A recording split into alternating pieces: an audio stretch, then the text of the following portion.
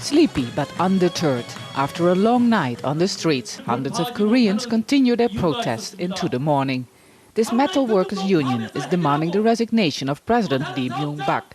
They blame him for the country's economic downturn and say he has made serious mistakes in handling the crisis over US beef imports.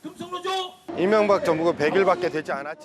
that President Lee Myung-bak is only 100 days in office, and you could say we are impatient. But unlike previous presidents, it's clear that President Lee doesn't listen to the people. That's why you can see this explosion of anger.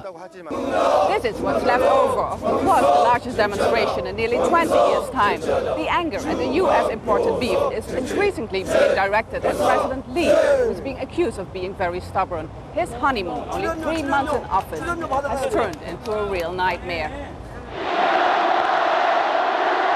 An estimated 100,000 people turned out on Tuesday night, flooding the city center. It was the largest demonstration since 1987, when the military dictatorship was forced from power. Now people power is back. This time it started with concerns that US beef imports could increase the risk of mad cow disease. South Korean people have asked to renegotiate, which is their constitutional right.